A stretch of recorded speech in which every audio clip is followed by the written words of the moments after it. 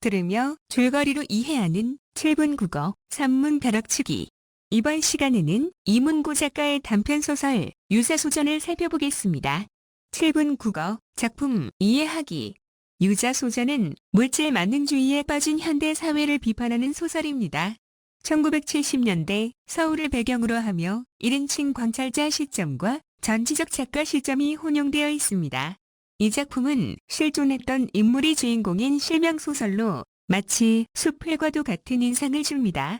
서술자는 특유의 걸쭉한 입담으로 힘겨운 시대를 당당하게 살아간 의기로운 인물의 일대기를 자연스럽게 이야기하고 있습니다. 작품은 제목대로 유시성을 가진 사람의 일대기 중에 일부입니다. 인물의 평생의 행적을 기록하는 전의 형식을 빌려온 잠이나 사투리를 사용하여 향토적 정서를 강화한 것, 그리고 희극적 상황의 설정과 사건 전개 등은 전통적인 서사를 계승한 것으로 보입니다. 더욱이 유자라는 인물의 다소 전근대적이고 우스꽝스러운 행동을 통해 사치심과 이기심에 젖어 허황된 삶을 살아가는 현대인의 삶의 자세를 풍자하고 있습니다. 특히 풍자의 효과를 살리기 위해 작가는 구체적이면서도 일상적인 생활어와 향토식 짙은 방언을 살려서 쓰고 언어 유희나 반어 그리고 대조 등의 표현 기법을 효과적으로 구사하고 있습니다. 7분 국어 작품 줄거리. 유자는 매사에 생각이 깊고 고든 성품을 지녔으며 남의 아픔을 자신의 아픔으로 받아들일 줄 아는 사람입니다. 또한 충청도 방언을 사용한 걸쭉한 입담으로 여러 문인의 작품 모델이자 친구이고 선배가 됩니다. 심성이 밝고 고든 성품으로 깨어있는 삶을 살기에 그를 유자라고 부르게 되었습니다. 유자는 특유의 부침성과 눈썰미로 학교의 명물로 이름을 날립니다. 숙이 좋은 성격에 호기심이 왕성하여 쏘다니느라 숙제 한 번 제대로 한 적이 없는 학생이었습니다. 중학교를 졸업한 뒤에 우연한 인연으로 자유당 말기의 선거운동원과 의원 비서관으로 지내다가 군대에 입대하게 되는데 이병 열차 안에서 중국에서 들여온 사주점을 칠대에 보는 책인 당 사주책을 읽은 덕분에 군에 입대해서도 도사라는 애칭을 얻고 편하게 지내게 됩니다. 제대 후에는 택시를 몰다가 서울로 입성하여 재벌 그룹 총수의 승용차 기사가 됩니다. 어느 날 유자가 나를 민물고기 집으로 불러내어 비단 잉어에 대한 이야기를 하며 불편한 신기를 드러냅니다. 총수의 비단 잉어가 죽자 비단 잉어들의 죽음을 둘러싸고 유자는 총수와 대립하기 시작합니다. 총수가 겉으로만 그럴듯한 보잘것없는 위선자로 비치기 시작하자 그동안 모셔온 날들이 치욕스러워졌고 이로 인하여 유자는 남들이 부러워하는 총수의 운전기사 자리를 벗어나려 합니다. 결국 유자는 침을 뱉어 불상을 닦다가 총수에게 들켜 쫓겨나게 됩니다. 이후 그룹 소속 차량의 모든 교통사고를 뒤처리하는 노선 상무가 되어 인간적이고 양심적으로 맡은 일을 수행합니다. 유자는 가남으로 유명을 달리하기까지 선비적인 덕량의 본보기로 살아갑니다. 7분 국어 심화학습. 첫 번째, 등장인물의 성격입니다. 나는 이 글의 서술자이자 작가 이문고 자신입니다. 유자는 나의 30년 지기인 유재필입니다. 비록 배우지는 못하였으나 천연덕스럽고 숙이 좋은 성격에 왕성한 호기심과 맡은 일에 정성을 다하는 장인 정신을 겸비한 인물입니다. 남을 괴롭히거나 누를 끼치는 자를 싫어하고 남을 제끼거나 밟고 일어서서 섣불리 무엇인 척하고 일수되는 자를 싫어하며 주눅이 들어서 자기 결정을 내리지 못하는 자를 싫어합니다. 총수는 사람보다 감나가는 물고기를 기르며 물질을 우선시하는 인물입니다. 사치심이 강하고 위선적이며 가진 것 없고 많이 배우지 못한 사람들을 업신여기는 거만한 성격을 지녔습니다. 두 번째, 서술상 특징입니다. 이 작품의 가장 큰 특징은 독특한 서술 방식입니다. 비꼬는 말투와 충청도 특유의 사투리를 사용하여 토속적인 정감과 사실성 그리고 현장감을 드러내며 주인공에 대한 친근감을 유발합니다. 또한 딴따라, 꼬랑지, 새끼덜, 처먹어버려, 맛대가리, 턱주가리 등 유사의 계층과 그가 살아온 길을 보여주는 듯한 적당한 비속어를 사용하여 대상을 풍자하고 더욱 우스꽝스럽게 보이도록 하며 주인공과 정서적으로 가깝게 느끼게 합니다. 한편 유자와 관련된 여러 일화를 삭파 형식으로 제시함으로써 유자라는 인물에 대한 구체적인 정보를 제공합니다. 그리고 판소리 사설의 문체를 사용하여 전지적인 서술자의 위치에서 작가의 생각을 직접 독자에게 전달하며 등장인물을 논평함으로써 독자와 함께 풍자의 대상을 조롱합니다. 세 번째, 유자에 대한 서술자의 태도입니다. 유자소전에서 서술자는 그를 유자라고 부릅니다.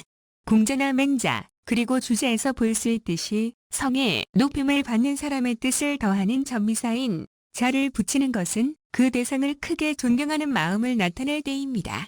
서술자는 유자의 채취는 그윽하고 체온은 따뜻하며 체질이 무중한 사내라고 하며 남의 아픔이 자신의 아픔임을 깨달아 함께 나누고 사람의 도리를 행하고자 노력하는 점이 선비적인 덕량의 본보기라고 합니다. 이렇듯 서술자는 유재필의 남다른 품성과 삶을 높이 평가하여 그를 유자라고 부르고 있는 것입니다. 또한 어려운 사람을 위해 선행을 베푸는 그의 행동을 상세하게 묘사하며 반찬거리까지 챙겨주는 자상함이라고 칭찬합니다. 이를 통해 서술자가 유재필을 존경하고 공경하는 마음을 지니고 있음을 알 수 있습니다. 네 번째, 유자소전에서 웃음을 유발하는 방식입니다. 소설에서 웃음을 유발하는 대표적인 방법으로 풍자와 해악이 있습니다. 어리석거나 뭔가 부족한 듯한 인물을 등장시켜서 인물 그 자체로 웃음을 유발하는 경우가 있는데 이 작품에서 유자가 바로 그러한 인물입니다. 매품을 팔고 있다며 한탄하거나 혼잣말로 능청스럽게 자신의 소신과 신념을 표현함으로써 독자로 하여금 동정적인 웃음을 짓게 합니다. 따라서 유자의 말투와 몸짓, 그리고 어설픈 판단 등 모든 것이 독자들에게는 웃음의 대상이 되는 것입니다. 이러한 대상은 악의가 없는 웃음으로 그려지는데 문학에서 이를 해악이라고 합니다. 한편 유자와 대조되는 부정적인 인물인 총수를 희화화하는 방식을 통해서도 웃음의 효과를 극대화하고 있습니다. 총수가 유발하는 웃음은 현실의 부정적 현상이나 모순 따위를 빗대어 비웃으면서 그것을 폭로하고 공격하는 데에서 비롯됩니다. 이러한 웃음은 비판하는 대상이 비판받는 대상보다 도덕적으로 우월할 때 발생하는 것으로 문학에서는 이를 풍자라고 합니다. 이 밖에도 언어 유희를 통하여 웃음을 전달하기도 합니다. 독일 작곡가인 베토벤을 베터넨 메네토라고 말하고 러시아 작곡가 차이콥스키를 차이코프고 싶어라고 이르는 등 외국 음악가의 이름을 우리말로 우스꽝스럽게 바꿈으로써 웃음을 유발합니다. 이를 통하여 고상한 척하는 총수를 비꼬며 그의 호연과 사치를 풍자합니다. 다섯 번째, 비단잉어의 의미와 기능입니다. 비단잉어는 회사 직원의 몇 사람치 월급을 넘어서는 비상식적인 가격입니다. 이는 총수의 사치스러움과 허영, 그리고 이기심과 물질 만능주의적인 세태를 드러내주는 소재입니다. 죽은 비단잉어를 불쌍하게 여기는 반면 직원들에게는 고압적이고 비인간적으로 대하는 모습을 통해 총수가 위선적인 인물임을 알 수 있게 합니다. 한편 비단잉어가 회사 직원 몇 명의 월급을 합쳐도 살 수 없는 상식 밖의 비싼 몸값으로 처음부터 흘기눈을 뜨며 못마땅하게 여기고 총수의 인식에 불만을 품는 유자의 인간적 면모를 드러내며 유자와 총수 간의 갈등을 유발하는 소재이기도 합니다. 여섯 번째, 실명소설과 주인공 유재필입니다. 유자소전의 작가인 이문구는 이 소설을 쓰기에 앞서 다음과 같은 원칙을 정합니다. 하나는 유자는 물론 다른 등장인물들도 모두 실명으로 쓸 것. 다른 하나는 이야기를 소설적으로 꾸며대어 작품으로 쓰지 말고 있는 그대로 쓸 것. 마지막으로 소설을 발표하여 이렇게 살고 떠난 사람도 있었다는 것을 널리 알리되 소설로서의 평가 따위에 쓸데없는 생각은 하지 말 것입니다. 유재필은 작가 이문구의 30년 친구였습니다. 그는 항공사를 겸하는 운수회사의 사고처리 담당 과장으로 이문구 주변에 수많은 문인들과 교류하였습니다. 또한 그는 주변인들의 교통사고나 장애 그리고 치산 등을 진심으로 도와주었습니다. 그는 술과 독서 그리고 남을 위한 일로 한 생을 보냈으며 간암으로 신사를 채우지 못하고 세상을 떠났습니다. 일곱 번째, 전야 양식을 활용한 의도입니다. 자는 한문 문체의 하나로 중국 사마천이 저술한 역사서 사기 안의 수록 등 열전 이래로 한자 문화권에서 발전되어 내려온 수사 양식이자 문학 갈래입니다. 어떤 사람의 독특한 행적을 기록하고 여기에 교훈적인 내용이나 비판을 덧붙입니다. 여러 사람의 정기를 차례로 벌여서 기록한 열전은 나라에서 임명된 사관이 지을 수 있었는데 후대에 이르러 열전 외에도 일반 문인이 전한 인물전인 사전과 동식물이나 사물을 의인화한 가전, 그리고 작가 자신을 빗대어 표현하거나 다른 인물을 통해 우의를 전달하는 탁전 등이 생겨나게 되었습니다.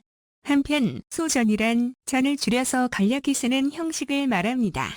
우리나라 초기 소설 중 일부는 이러한 전의 양식을 빌려 실제 인물의 생애를 흥미진진한 이야기로 풀어내는 데에서 출발했습니다. 특히 위인이 아닌 평범한 인물들이 이러한 이야기의 대상이 되는 경우가 많았는데 대표적으로 허균이 자신의 스승이었던 이 달의 인물 등과 행적을 한문 단편으로 창작한 손국산인전 등의 작품이 있습니다.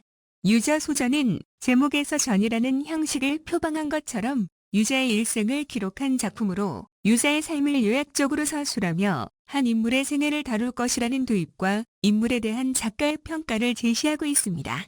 또한 우리나라 초기 소설 중 일부가 전의 양식을 빌려 평범한 인물의 생애를 흥미로운 이야기로 풀어냈던 것처럼 유자소전 또한 위인이 아닌 평범한 인물인 유재필의 삶을 해학성 넘치는 이야기로 그려내었습니다.